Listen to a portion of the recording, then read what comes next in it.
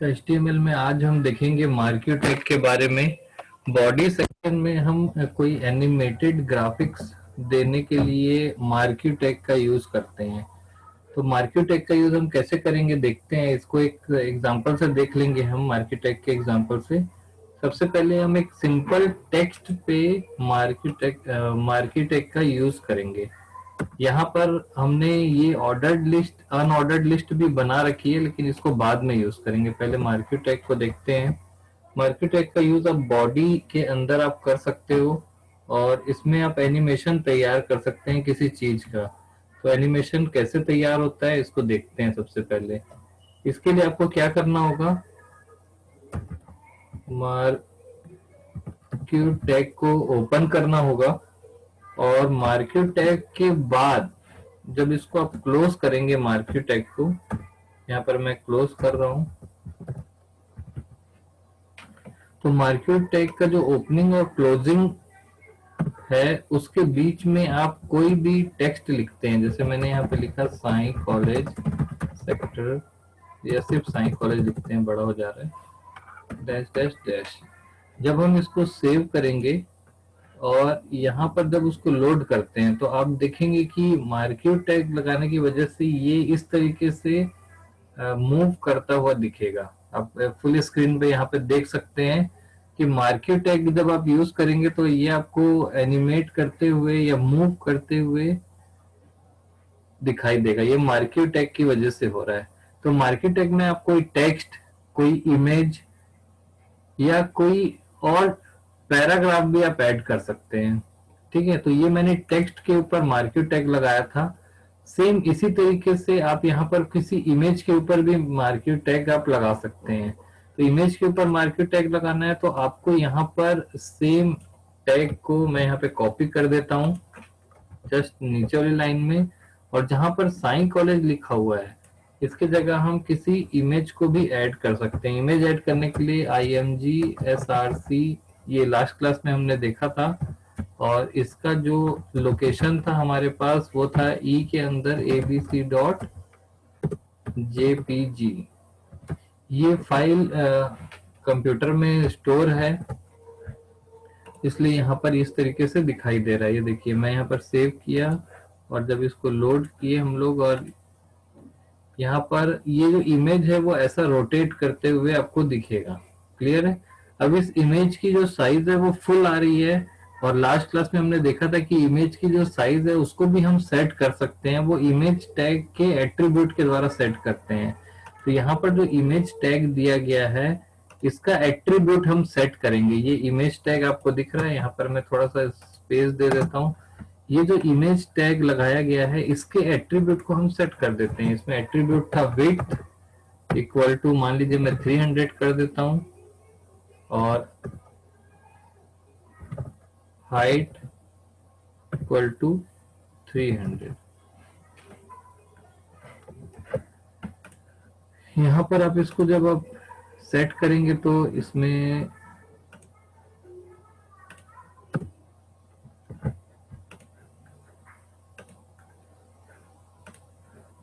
Full size ही आ रही है क्या?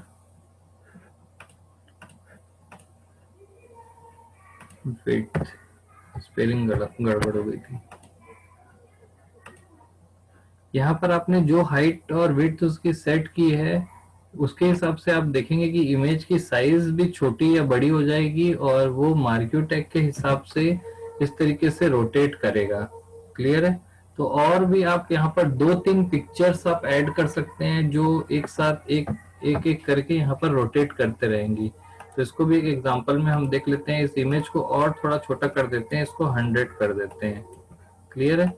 और मैं सेम लाइन को दोबारा यहाँ पर कॉपी करके पेस्ट कर देता हूँ, तो ये 2 बार आएगा आपके पास।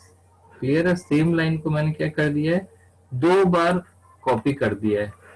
तो यहाँ पर जब मैं सेव करूंगा और लोड करूंगा यहाँ पर, तो देखिए 2 इमेज इस तरीके से आ रही हैं।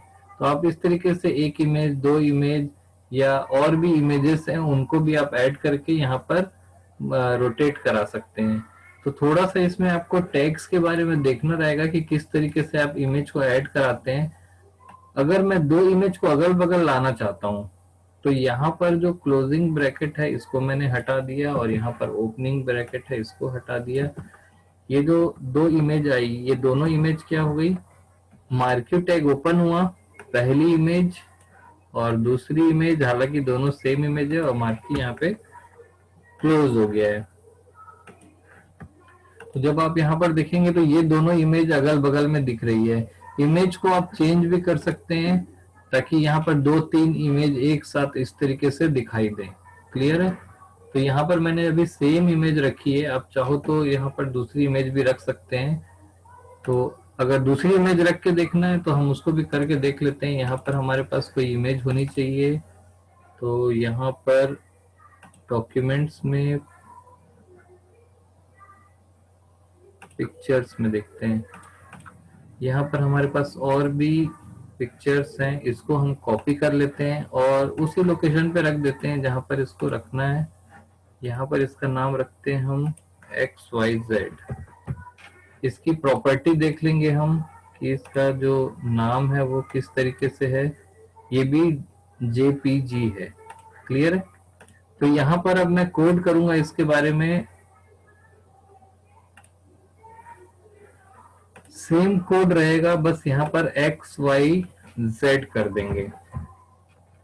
XYZ करने के बाद आप यहाँ पर जैसे ही सेव करते हैं और इसको आप जैसे ही रीलोड करेंगे तो आप देखेंगे कि यहाँ पर दो पिक्चर्स आ रही हैं।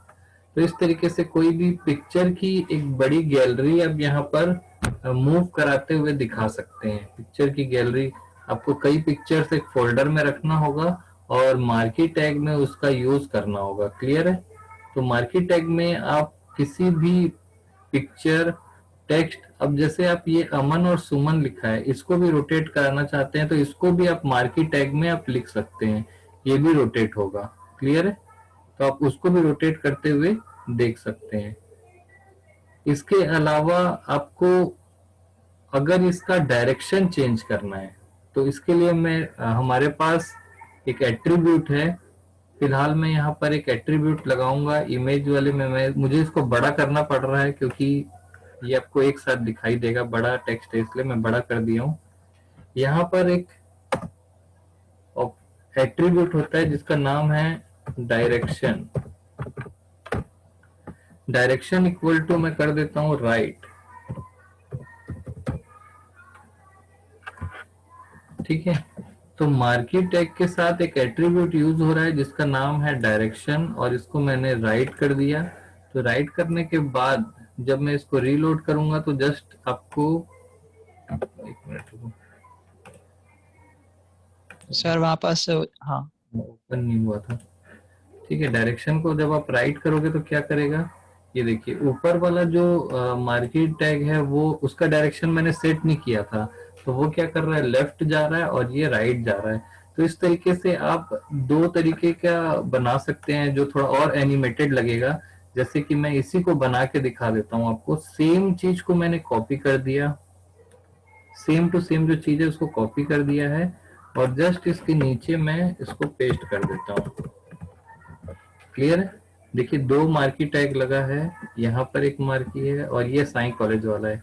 इसमें डायरेक्शन राइट था तो मैंने इसको मिटा दिया। बाय डिफॉल्ट लेफ्ट होता है उसका, बाय डिफॉल्ट उसका डायरेक्शन क्या होता है, लेफ्ट होता है। अब जब मैं इसको रिफ्रेश करूंगा या रीलोड करूंगा तो इस तरीके से मुझे दिखाई देगा।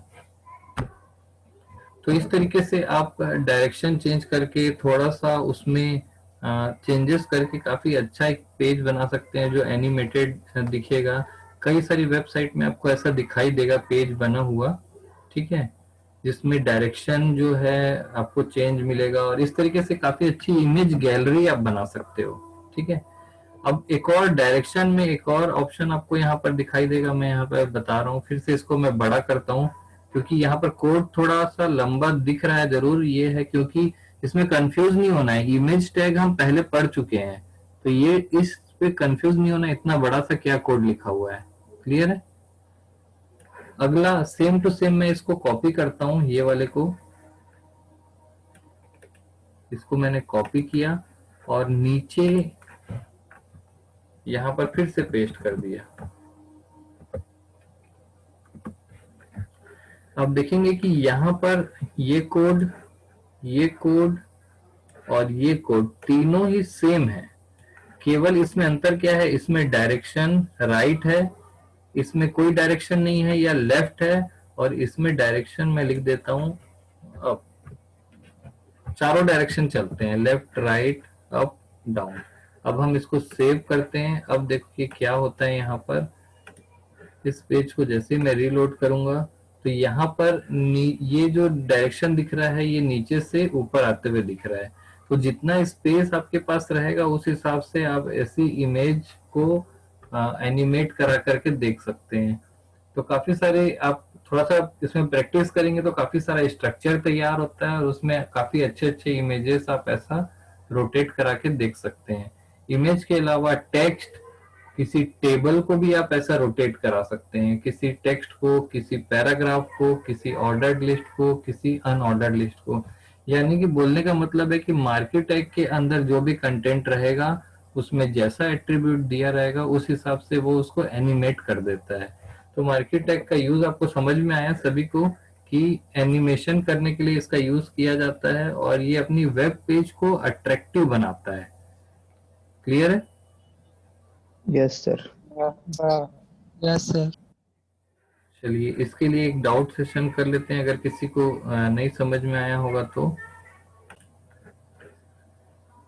यहाँ पर आप देख रहे हैं कि यहाँ पर मैंने 2 लाइन लिखी है, हेलो और हाउ आर यू। लेकिन जब मैं इसे रीलोड करेंगे, हम लोग इसको सेव कर लेते हैं, इसको रीलोड करने पर क्या होता है, ये एक ही लाइन पर दिखाता है, लाइन चेंज नहीं होती है इसमें। तो लाइन चेंज करने के लिए यहाँ पर एक टैग होता है जिसका नाम है br टैग। br टैग लगाते ही जैसे ही आप सेव करेंगे और लोड करेंगे तो आपका जो यहाँ से लाइन ब्रेक हो जाती है। br टैग का काम सेम वही होता है जो C में /n का होता है, कीबोर्ड में एंटर की का होता है। तो जितनी बार आपको लाइन ब्रेक करनी है आप उतने बार यहाँ पर br टैग लगाइए, कैपिटल या स्मॉल में, कोई कैपिटल स्मॉल का प्रॉब्लम नहीं होता है। तो जब मैं यहाँ पे रीलोड करूंगा तो यहाँ पर लाइन आपकी ब्रेक हो जाएगी। तो सिंपल टेक्स्ट में अगर आपको लाइन ब्रेक करनी है तो आपको br टैग का यूज करना पड़ेगा। क्लियर? तो अगर आप ऐसे फॉर्मेटेड टेक्स्ट का यूज करते हैं तो आपको br टैग का यूज करना है। तो br टैग जो है एक ऐसा टैग है, इसमें एक आपको क्वेश्चन पूछा जा सकता है कि ऐसे टैग का नाम बताओ जिसका पेयर नहीं होता है। तो उनमें से एक टैग है br टैग। इसको क्लोज करने की जरूरत नहीं होती है, जैसे बॉडी टैग को क्लोज करना होता है और HTML टैग को क्लोज करना होता है, इस तरीके से मैक्सिमम टैग्स जो है वो क्लोज करना होता है उनको। br टैग को क्लोज करने की जरूरत नहीं होती है। इसको अनपेयर्ड टैग भी कहते हैं और इसको क्लोज करने की जरूरत नहीं है, सिंगल एंटिटी है जो वर्क करती है अपने आप में। क्लियर? सर और IMG टैग को भी क्लोज नहीं कर सकते? कर सकते हैं, IMG टैग क्लोज होती है, IMG टैग को क्लोज करना होता है, लेकिन सभी टैग को वैसे क्लोज करना होता है, लेकिन HTML कई सारी चीजों को सपोर्ट कर लेता है। अभी आप छोटा पेज बनाएंगे ना तो दिक्कत नहीं होगी, लेकिन बड़ा पेज बनाने पर टैग को अगर क्लोज नहीं करते हैं तो दिक्कत करता है। जैसे मैं यहाँ पे बॉडी टैग को मैंने क्लोज नहीं किया। क्लियर है? मैंने इसको सेव कर दिया, ये चल रहा है। तो कुछ टैग जो है आप क्लोज नहीं करोगे तो ऊपर का हिस्सा तो एग्जीक्यूट हो गया, इसके बाद अगर कुछ टैग अगर आप लगाते हैं तो फिर उस समय वो प्रॉब्लम क्रिएट करेगा। ठीक है? तो टैग को अगर आप क्लोज नहीं करते हो, जैसे मैं यहाँ पर एक और एग्जांपल दिखाता हूँ। यहाँ पर मैंने लिखा h1 और h1 को मैंने क्लोज नहीं किया। क्लियर है? तो क्या होगा देखो, मैं चाहता था सिर्फ हेलो वाला जो है वो बड़ा दिखाई दे और ये वाला सिंपल दिखाई दे, तो मुझे इसको क्लोज करना पड़ेगा ताकि इस h1 का इफेक्ट यहाँ पर खत्म हो जाए। अगर मैं क्लोज नहीं करूंगा तो इसका इफेक्ट पूरे नीचे हर पूरे पेज में चला जाएगा। तो क्लोज करना इसलिए जरूरी होता है। तो अब जब मैंने क्लोज किया तो मेरा काम यहाँ पर हुआ कि मैं जितने दूर पे इफेक्ट करना चाह रहा था उतने ही दूर पे इफेक्ट आया। अगर आप इसको क्लोज करना भूल जाओगे तो इसका इफेक्ट नीचे जहां पे नहीं आना चाहिए था वहां पर भी आ जाएगा, क्योंकि H1 स्टार्ट तो हो गया है लेकिन कहीं पर क्लोज नहीं हुआ, तो ये पूरा का पूरा H1 इफेक्ट में आ जाएगा इस तरीके से। तो आप इसके बाद मान लीजिए 100 लाइन आपका कोड है, ये नीचे आ गया है और आपने H1 टैग वहां पर क्लोज नहीं किया है और आप यहाँ पर सिंपल सी चीज लिख रहे हैं व्हाट इज दिस। अब आप सोच रहे हैं कि ये छोटा दिखाई देगा, लेकिन जैसे ही आप सेव करेंगे तो आपका जो व्हाट इज दिस है वो बड़ा लिखा हुआ दिखाई देगा और आपको समझ में नहीं आएगा कि यहाँ पर तो आपने H1 टैग लगाया नहीं है, उसके बाद भी ये बड़ा कैसे दिख रहा है। बिना H1 टैग लगाए ही ये बड़ा दिख रहा है, क्योंकि इसका कारण ये है कि ऊपर आपने H1 टैग जो है क्लोज नहीं किया था, उसका इफेक्ट नीचे 100 लाइन के बाद भी दिख रहा है, 1000 लाइन के बाद भी दिख रहा है। जैसे मैंने आपको दिखाया था कि गूगल के पेज में कोई भी जो लाइव पेज होता है उसमें 1000-2000 लाइन की कोड होती है, ऊपर आपने कहीं 5वीं लाइन पर टैग क्लोज नहीं किया है तो उसका इफेक्ट 2000 लाइन के बाद दिखाई देगा और आप कंफ्यूज हो जाओगे कि ये इफेक्ट आ क्यों रहा है और आप जो करना चाह रहे थे वो नहीं होगा। ठीक है, तो इसलिए टैग को क्लोज करना जरूरी होता है। HTML को इजी लैंग्वेज इसलिए बोलते हैं क्योंकि अगर इसमें आप कुछ चीजों को छोड़ देते हैं तो ये एरर जनरेट नहीं करता है, बल्कि आपका यहाँ पर जो जैसा आउटपुट चाहिए था वैसा नहीं मिलेगा, एरर जनरेट नहीं करेगा। मतलब ये रन तो होगा बट आप जैसा चाह रहे थे वैसा इसमें दिखेगा नहीं। लेकिन यही चीज जस्ट उल्टा होती है अगर आप दूसरी प्रोग्रामिंग लैंग्वेज यूज करेंगे, जैसे जावा हो गया, सी हो गया, C++ हो गया, एंड्रॉइड हो गया। इस तरीके की प्रोग्रामिंग लैंग्वेज आप यूज करते हैं, उसमें एक अगर इस तरीके का चीज आप मिस कर देंगे तो प्रोग्राम रन ही नहीं होगा, एग्जीक्यूट ही नहीं होगा। एक छोटा सा सेमीकोलन भी छोड़ देंगे तो भी रन नहीं होगा। क्लियर है? Okay sir.